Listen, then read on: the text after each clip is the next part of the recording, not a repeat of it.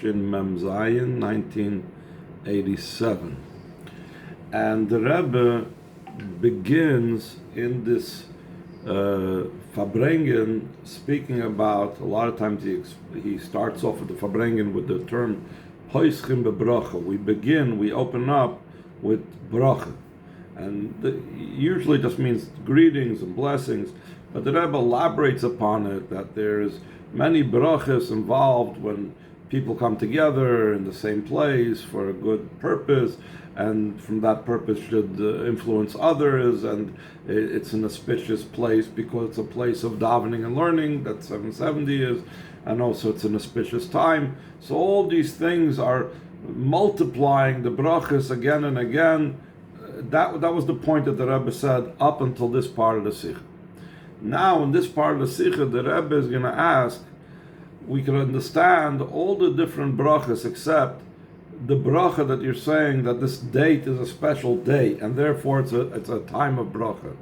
Seemingly, Yud Shvat, the 10th of Shvat, is a day of a passing, a day of a yahrzeit. Why do you call it something having to do with bracha? That's going to be essentially the point that the Rebbe is going to explain. So we're going to start from Ois Daled, the third paragraph on the page. What was said previously about the advantage and quality of the bracha that comes down this day, Adayin Doirish Biur still needs explanation. Duber Le'el previously was spoken about. Memailas habrocha v'atzlocha nimsheches misvadas yachad ki yishech b'lei vechad. It spoke about the great quality of the bracha and the success that comes down from coming together like one person with one heart. Shilashem tachlis matara toiva, when Yidden get together for a good goal and purpose. So obviously it's understood that this is something that is beneficial and positive, etc., etc. Vadavar moving apart. This is understood and obvious. There's no reason to question it. No extra explanation needed. Geen moving apart. Hamaduber le'el. B'mailas habracha v'atzlocha nisefes. Hanimsheches ma'azeh she'isvadas u'malkum kodesh beis haknesses beis hamedrash. So too, it's understood and obvious what was spoken about earlier about the advantage and quality of a bracha and success that's increased from the fact that the coming together, the gathering, the Farbrengen, is in a holy place, a place of davening, a place of learning. Seemingly, it's not at all understood what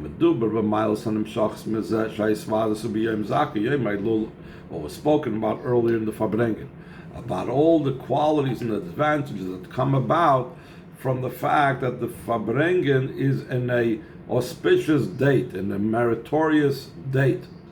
Yom Hilula, a day of a yahrzeit. Yom Hilula yahrzeit hu l'chura b'ashkafa l'shoyna inyan shel heipach habracha. A yahrzeit, seemingly, at first glance, is something the opposite of blessing. Shara yahrzeit b'pashtus kosher and mistalkus lo'aleinu. A yahrzeit, simply put, is connected with the passing of someone. Lo'aleinu is an expression that we add when we're talking about something negative. We're saying, not upon us, heaven forbid.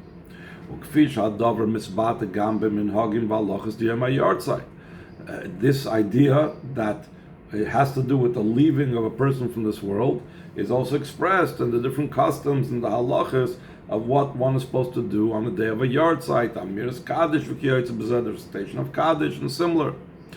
Befrat, this is even more so, that it's even more difficult and painful and seemingly a negative thing when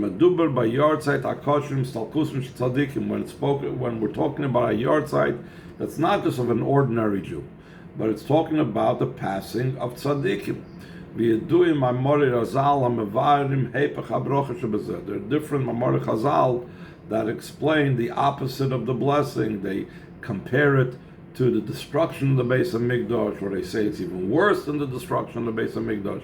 So, how are we saying that it's such a special day, a day of bracha, a day of blessing and success and so on? The Yisraelim is even more so when we're talking about not just a tzaddik, but we're talking about the passing of the leader of the generation. So then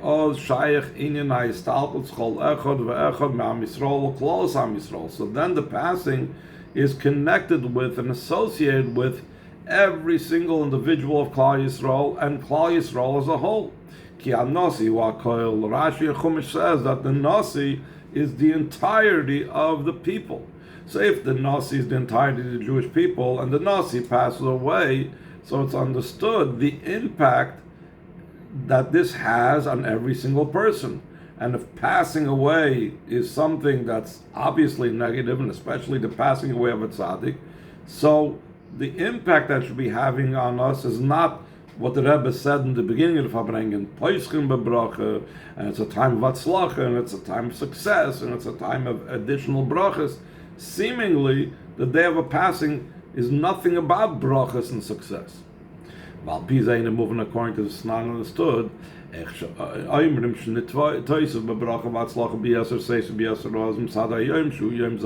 do we say that it's increased in our bracha and success so much more powerfully and so much stronger because the day is a meritorious day? It's to such a degree is it a meritorious day that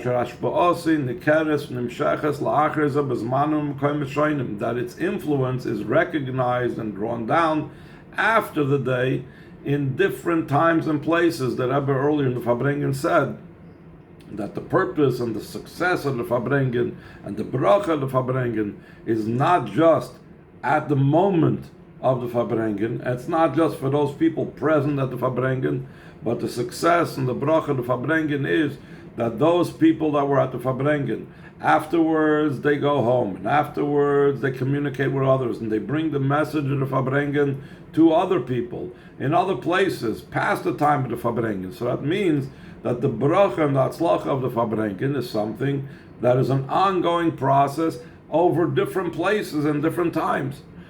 And we're connecting it with one of the bracha aspects, with the fact that it's a day of a passing of a tzaddik, of Nasi Ador. How do we say that this will add, the passing of a tzaddik, the passing of a Nasi Ador, will add success and bracha all throughout different places and different times? This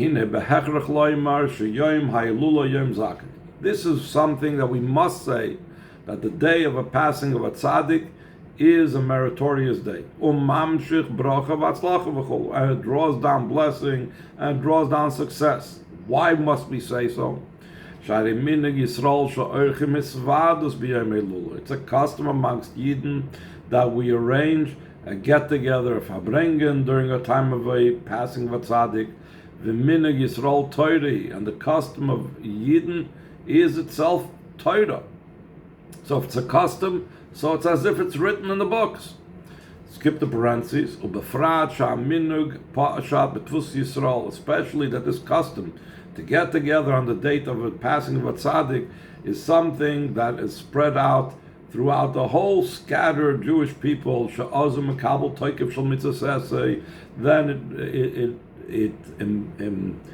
it's imparted on it the power of a positive commandment, because then it goes into the positive commandment that it says Al Pi HaTorah Sheyerucha, that a Yid is commanded to follow the teachings that you are taught. Mitzvahs loises, and it also has the power of a negative commandment not to observe something. Loisasir v'gomer, like it says, you shall not turn away from what you have been taught. Ukvsak in the Rambam, like the ruling of the Rambam. Therefore, since this was already accepted and since this already spread out amongst Klal Yisrael, so it has the full power and force of something that is part of Torah and mitzvahs, with the full force of a positive and a negative commandment. And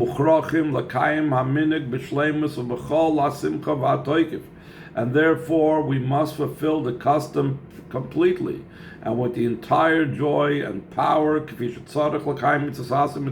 way a person is obligated to fulfill both a positive and a negative commandment. And the Rebbe goes on to say, Befrat sheshneim mitzvos boim biyachad. That especially when both the positive and negative commandment come together, the positive thing of doing what we are taught, and the negative of not turning away from what we are taught. Like was spoken about earlier in the Farbrengen, that when multiple things come together, so it's even stronger than each one individually. Mitzad shituf shnayim yachad yoser mashakolach b'fnei atzmai. The increase that happens when you have two together more than if you have each one individually. More than each one individually. The Rebbe over there spoke about that there's a concept that if one person could lift up, let's say, 100 pounds, and another person can lift up a weight of 100 pounds. But when they will get together and try to lift up a weight, they'll not only be able to lift up the sum total of their strength, which would seem to be 200, but they could, between the both of them, they can lift up 300 pounds. So the Rebbe says, concerning all the different brachas of the day that he spoke about, because of the time of and the place and the Yidden getting together, all the different reasons. So when they come together, it's much more powerful than each reason itself.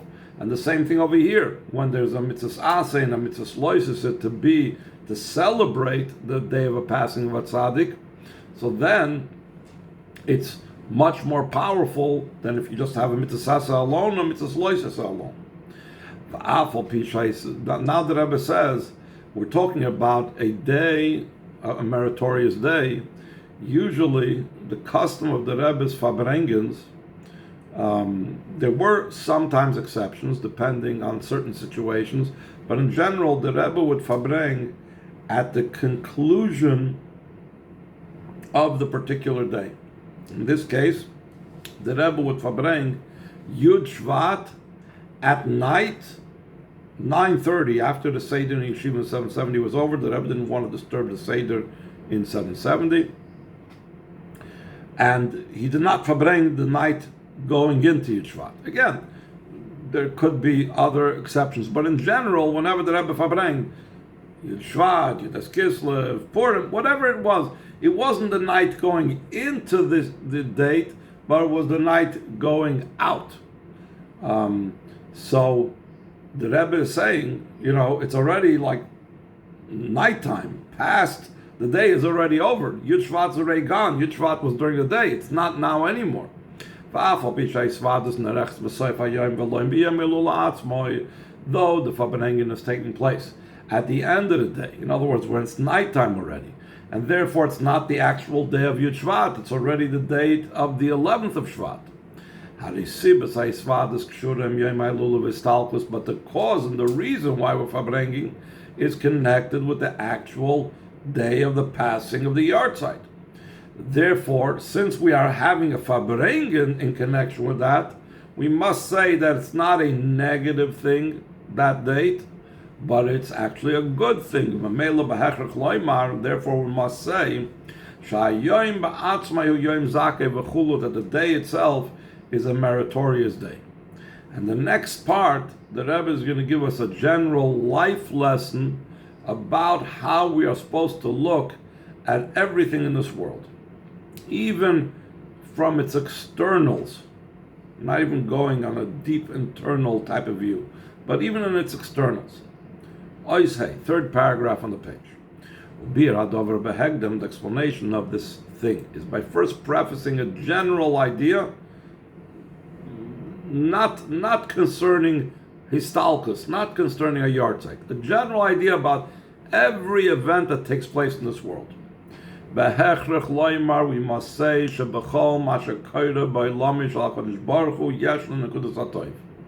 that in anything that occurs in God's world, there must be one point of goodness. Even in matters that seem to be the opposite of good, for example, a passing of a way of a tzaddik, but again, the Rebbe is not limiting himself to that. Anything in this world, even any type of matter that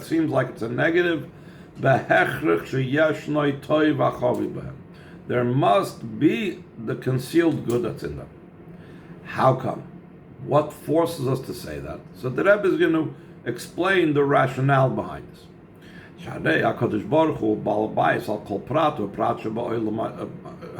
Hashem is the boss. He runs every single detail of this world. And he runs every detail of the entire chain order of descent of all the spiritual worlds.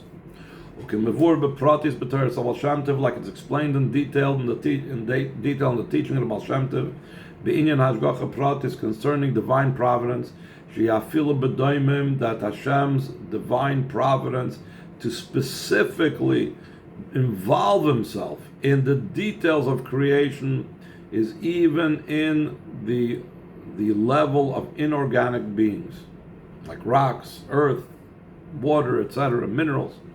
How much more so is Hashem involved in the details of the world when we're dealing with a higher life form like b'tzemeach, vegetation, v'chai, or living beings, animals. So how much more so that Hashem's divine providence is involved in human beings. And amongst human beings themselves, how much more so is there Hashem's hashgacha pratis when we're talking about the Jewish people. Even a minor thing in this world matters even to what's called the early thought of Adam Kadma, in the highest level in the whole chain order of revelation of Hashem, Kilshain Balei Lula, like the language and the expression of the one whose yard site is on Shvat, the Friedrich Rebbe, Shalamaylam Kol Seder Ishtalshos, that's beyond the entire chain order of descent. V'yadua Klal, it's known the rule, Sheteva Toiv Lahetiv, that the nature of the one who is good is to do good. So, we've established one axiom, that Hashem is involved in every single detail of creation. There's no part of creation Hashem is not involved in. Another characteristic about Hashem is that his nature, that he's good. And the nature of one who's good, it's axiomatic that he wants to do good. So if Hashem is involved in every part of the world, and therefore, and at the same time he's good, so it must be that every part of this world has in it good. We must say, in every single detail in the world, there is a point of goodness in them. But there are such matters that are entirely good. Then there are things that the majority of it is good. And then there are things that the goodness is only a little bit of it. Just like we see simply. So now the Rebbe says a very crucial thing. On whom is it dependent if this point of goodness will stay concealed or it will be revealed? So it's all on our shoulders. The revelation of the good point that's in every matter is dependent upon a person. When a person thinks into the good that is to be found in every single thing in this world, surely he will reveal the goodness in it. Even though the good is concealed and hidden. The Rebbe is saying an amazing thing. We have the capability. We have to use our minds. We have to think into it. We need to spend time and look at something and try to figure out what is the good that is hidden over here. And we will reveal it. Now, this is talking about even if the good is really concealed. How much more so when the good is not so concealed, by using our mind and our thoughts to figure out the goodness, so we will reveal the good. And if he doesn't reveal the good, Hasiba hi shaloi chipes v'izboinen karoi. The reason for this is because he did not search and meditate appropriately to this. K'mayim Razal Chazal say, Im reik hu mikem. If it is empty, if it is lacking, if something is missing, then this is from you. In other words, the fault is my own fault if there's something that's missing and lacking. Avol, the Rebbe says, when a person will meditate and he will search accordingly, surely he will reveal the good in the matter. And especially,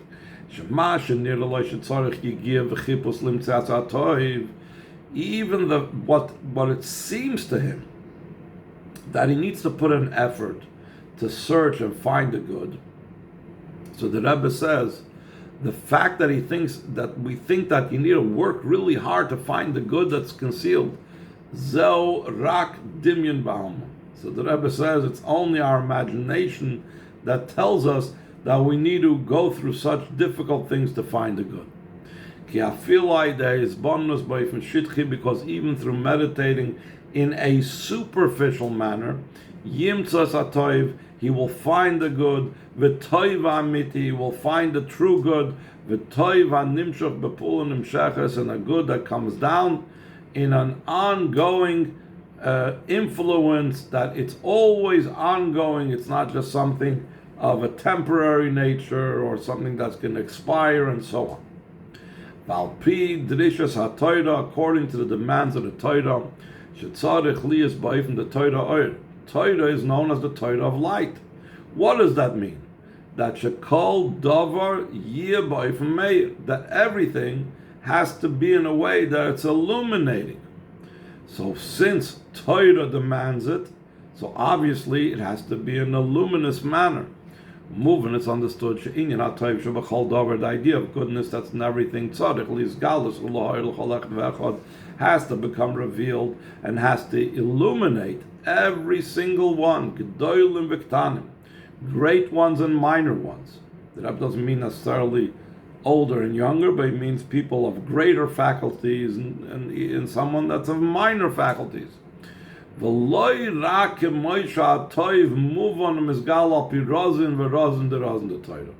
Rebbe says, if it's going to be illuminating to everybody, so you can't say, yeah, you'll find the good according to the secrets or the secrets of the secrets of the Torah.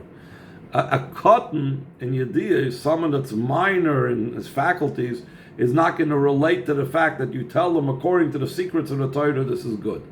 A person of minor capabilities is going to want to see good the way it's down here in this world. The Rebbe a lot of times brings the example that Tselun via Litvak, that he wants to see good like Litvak says. A Litvak, they used to say, it's not enough that he's told how much money he's been given. He wants to count the bills. There's an expression that went around that the Rebbe made a reference to. So the Rebbe says the same thing. The good should be in such a way that's so visible and revealed that it will be something that will be completely and totally open, that it's obvious even to the most minor person. It will be obvious. So then he goes on. Okay. So the Rebbe goes on and says three lines from the bottom. Once the Rebbe established this rule in life that fits in beautifully with the theme of the Wednesday Shiur about Bitachon and Simcha, that everything has good, and it's just up to us to reveal that good. So from this we can understand in the topic on hand, Yuvan Gam Binyanenu Yortzeit, so too it will be understood concerning the day of a passing, Sheyesh by Gam Binyan Atoiv, that has in it also a matter of goodness, as we will explain going on.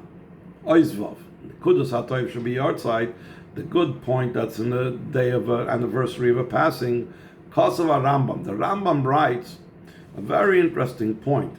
Why is it so important for us to mourn? especially we believe that a neshama is not destroyed, it's only the body that's gone. Why is there a need to mourn? So the Rambam explains, Sha'avelasi, what is the purpose of all the different laws of mourning, that a person should be concerned and he should examine all of his actions, and he should return to Hashem.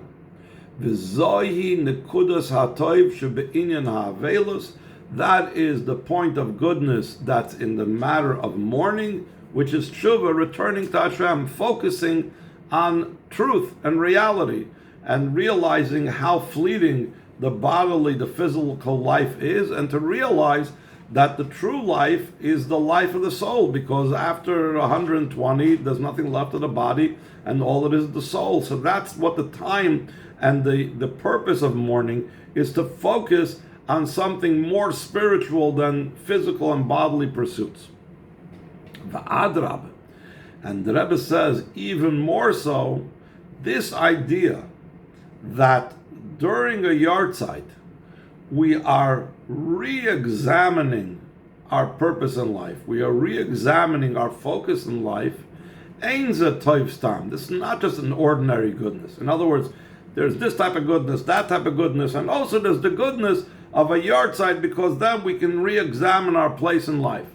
But rather, eladavar v'toiv ikri. This is a major and primary and crucial goodness. Umufchar shebetoiv, and it's the most best of good. Ad kedei kach, to such a degree, shubakayach hatshuva l'maal sabgam v'chasorim l'shaydei achet. We know that the power of tshuva is to fulfill any lack and blemish and deficiency that takes place through sin. Not only do we fill the deficiencies that happens through unintentional sins, but rather, like the Chazal say, that intentional sins become to the person like mitzvahs when a person does appropriate tshuva.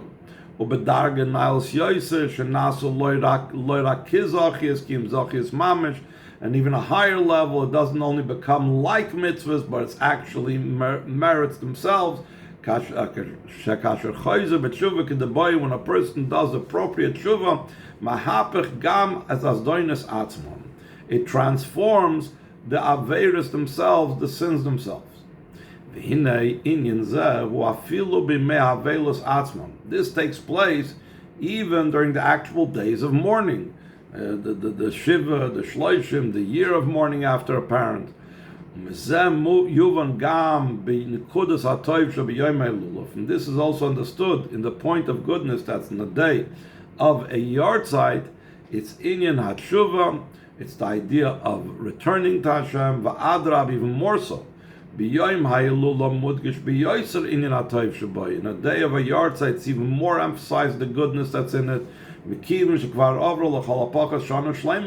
because at least a year has passed, and that's why you're celebrating the yahrzeit. So therefore, the external pain of the loss has to a certain degree dissipated, and now we could focus even more on the positive, on the return to Hashem, and realizing that this neshama exists in a totally spiritual state, and that's how we should live our lives, a life of a spiritual life instead of a physical life. The Rebbe goes on to say that tshuva is really not limited just to a yahrzeit or certain dates on the calendar. The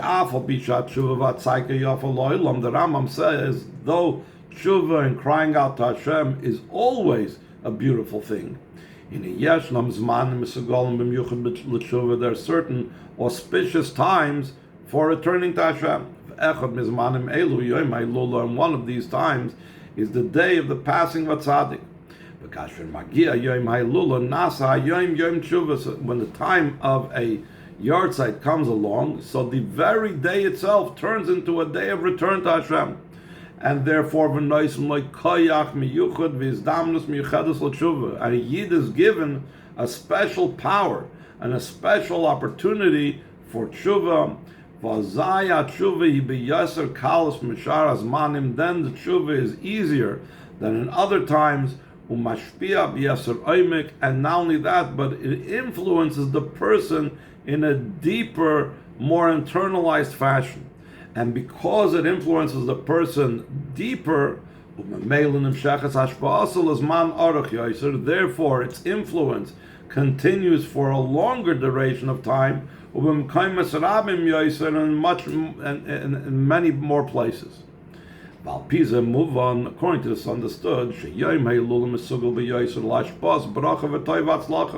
that the day of a passing of a tzaddik is even more an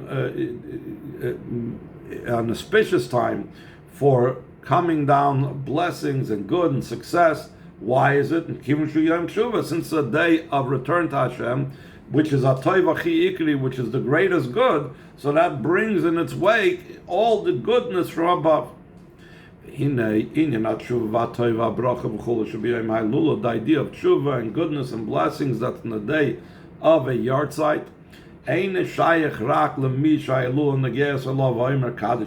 It's not just connected and associated with the person who's directly impacted by the yahrzeit, the person who's saying Kaddish, for example. All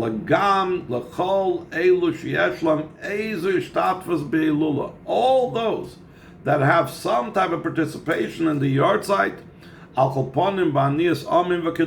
least in responding amen. So you could be just somebody just walked off the street and you're there responding amen to the Kaddish or the one that's observing the yahrzeit.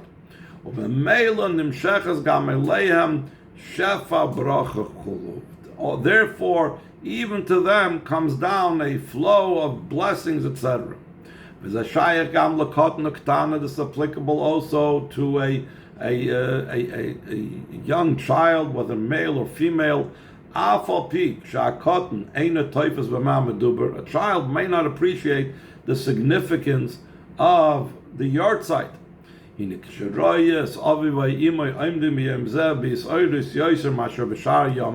When the child sees that the father and mother are in a state of greater inspiration on this day, more than another day of the year, so also the child wants to also imitate his parents and act in accordance with this. Even though he doesn't understand the cause and the reason for the way his parents are acting. Like the nature of children is, that they try to imitate and copy like the adults that are around them. Especially do they copy when they're his father and mother. So surely a child wants to and tries to copy what he sees. Even more so does it influence the matter on the child. When he sees that the inspiration comes down in actuality. It's customary to increase in tzedakah on the day of a passing of a yahrzeit, of a tzaddik. In addition to increasing in Torah study and increasing in davening, then the thing inspires even more. When a person does the tzedakah, it begins from the one that is the one that's actually observing the yahrzeit, it impacts him. It also impacts all of those that are surrounding the person. This day is a unique day, an auspicious day in matters of goodness, until it expresses itself also in the way the Chazal say that you enlivened, you gave life to the poor person by giving him tzedakah. And especially so does it impact when we talk about a child, we talk about a minor, either a child in years or a child knowledge-wise. Shehu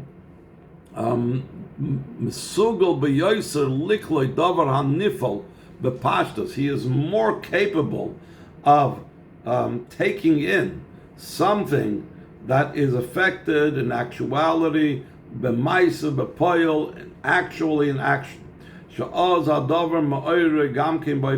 When he sees that those around him are actually doing something, Not just that they're getting all emotional. They're actually pulling money out of their pockets and they're giving it to tzedakah.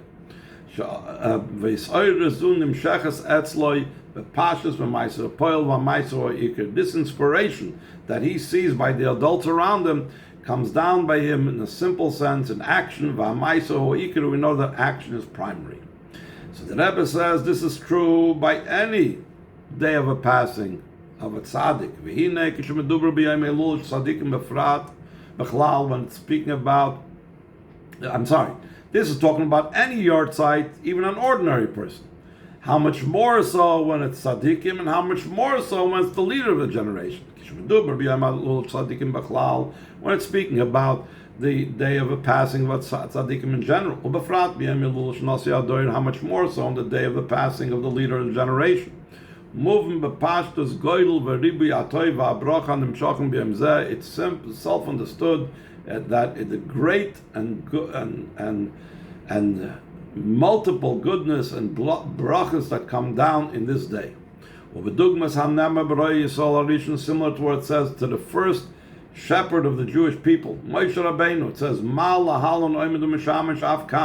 just like then, before his passing, he was standing and serving. In other words, he was acting as the leader of his flock. He was shepherding his flock. So even now, after Moshe Rabbeinu passed away, he's still shepherding his flock. Like the words of the one whose yahrzeit it was. He wrote this in a letter talking about his father's yahrzeit, the Rebbe Rashab, the fifth Lubavitcher Rebbe. So he said, quote, skip the parentheses, not only do the leaders of the Jewish people not separate from their sheep, they